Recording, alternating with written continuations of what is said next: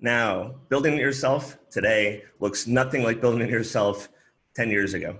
Back then, it could have been HTML frameworks is the closest you get to a template. Otherwise, you're opening up like a big book of how to design websites for dummies. You're going through and you're really hard coding a lot of things, and your website's gonna probably look like trash. It is not that way anymore.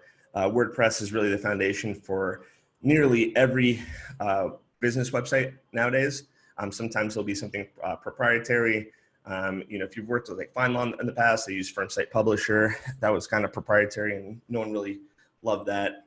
I know that FineLaw was, I think at some point, and can't quote me on all these things, but I'm pretty sure that they were saying they were transitioning into a new proprietary system, and ultimately we're trying to transition everything to WordPress themselves. Scorpion has their own content management system or CMS or backend. It's probably proprietary, but the vast majority of people, they have a WordPress website. And one way I can really drive that home, let's type in like Salt Lake City Auto Accident Lawyer. And let's just look at really like the top 3 people, not FineLaw. So we'll go here, we'll do page source, WP content, WP stands for WordPress. WP, WordPress website. Okay, so that's one. So let's go to this other one. This one, WP includes WP, WordPress. And then we'll go to this one, WP, WordPress. So I did not, believe me, I did not do like this search and just to prove a point.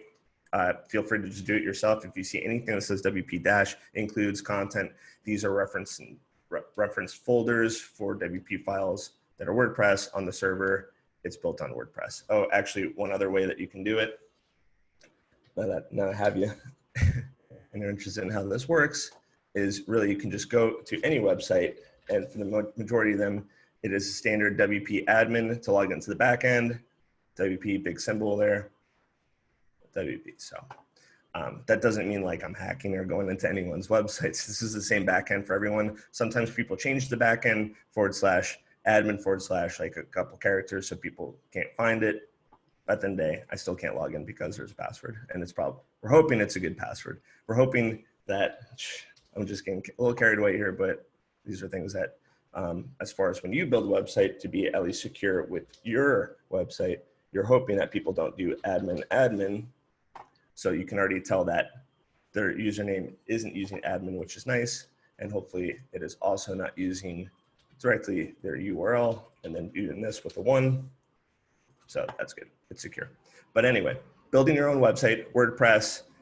Nowadays, any host you use, any sort of build, we're past we're past the dark ages. You don't have to do like a complicated WordPress install. You don't have to do file transfer protocol to upload the files that you download and then set it up. You don't have to set up like config files and then create databases and all the stuff that we used to do.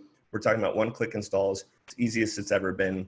And this should not be, hopefully it's not intimidating. Hopefully whatever I'm talking about right now does not intimidate you to do a WordPress install yourself. I'm going to show you how to do it step by step.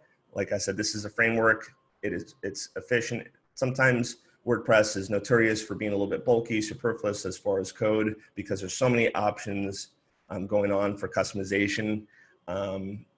Eventually, if you want to cut down on like load speed, your website's dragging a little bit because you have so many plugins. Later down the road, maybe you'll have a developer that cuts out some of the things, but for now, what's going to cover a lot of the load speed is a good server. And that being said, that's really going to segue into the next part.